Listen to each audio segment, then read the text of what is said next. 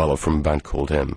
And at the moment you're listening to Bruce Dickinson's Friday Rock Show here on Six Music.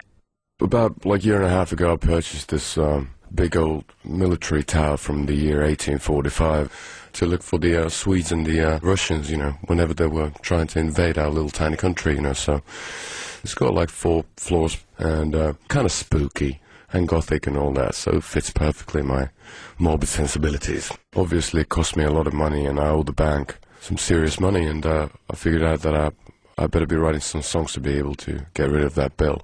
That was one of the reasons, and the other one was that my heart was bleeding.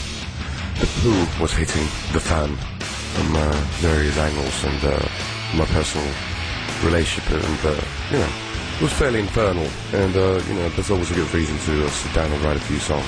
So that's how basically Venus Doom came to be. I'm Scandinavian, I'm Finnish, you know, and we're all miserable bastards, all of us. And it's just, I've grown up listening to really melancholy, really despair-filled music. That kind of makes me happy. I don't know, it's, let's say that, you know, I don't on purpose put myself in risky situations to be able to write songs about them.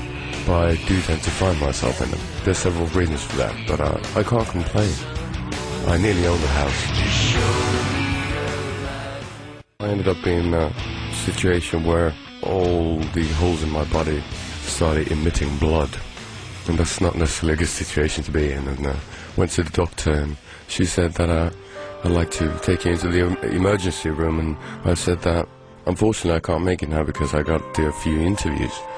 And so she said, you're kind of stupid and you're still fairly young and you do have the possibility of maybe living 2 weeks more if you continue your activities. And then I checked into rehab after that. Well, you know, at the end of the day, the pseudo-Christianity behind AA was so helpful to so many people in that facility where I was hanging out that I can't diss it. I can't deny its power to those people. So I was just going with the flow and kind of, you know, reciting in my head all the glorious satanic verses of Deicide while doing the pseudo-Christian activities. They demanded me to, come on, you know, at the end of the day, if praying to God helps put families together and stuff like that, I think it's worth it. I was praying to Ozzy and Sabbath and stuff like that when they, you know, wanted me to do the serenity prayer, that's what they call it. You know, God grant me the serenity to accept the things I cannot change and blah, blah, blah. So I always started with Ozzy or something like that, and that helped me through. So thank you, Mr. John Osborne. Generic rock albums nowadays tend to have 10 tracks that are all between 3.5 minutes and 4 minutes long. And I grew up with Sabs and Ritual de la Habitual by Jane's Addiction, so all that proggy stuff. At least that's proggy for us. You know, the trend seems to be that there's a lot of tracks, but they don't last that long. You know, it's like, now it's like 35-minute albums are coming back more and more, because when CD gave us the opportunity of having 75 minutes material, everybody was kind of overindulgent in the possibility, and I've always considered a good album length being around 45 minutes.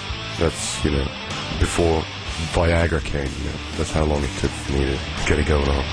The Sleepwalking Past Hope, yeah, the track being epic. It's long and boring. You know, it's one of those songs that just couldn't finish itself. You know, it's just felt funnier to add more and more stuff on it, and it sounds like, you know, mid-80s Metallica at points, and a bit Monster Magnet in there, and a bit Hawkwind in there, a bit of Jane's Addiction in there.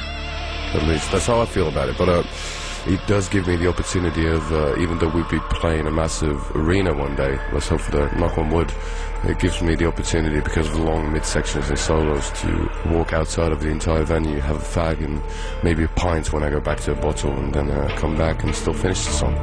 You know, because the album's a bit proggy, it's got a lot of kind of extremes we haven't, you know, touched before, and now, you know, it felt natural to have.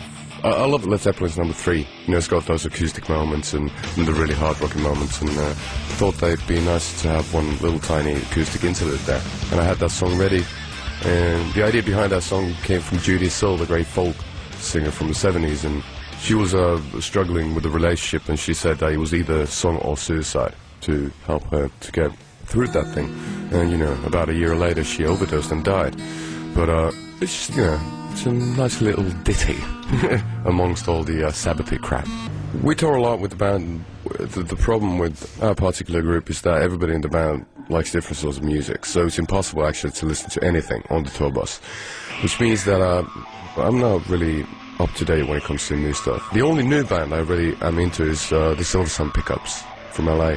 They're really good because I'm a big fan of the early sort of grunge before it was grunge, Dinosaur Jr. and the first Gish by Smashing Pumpkins and all that stuff.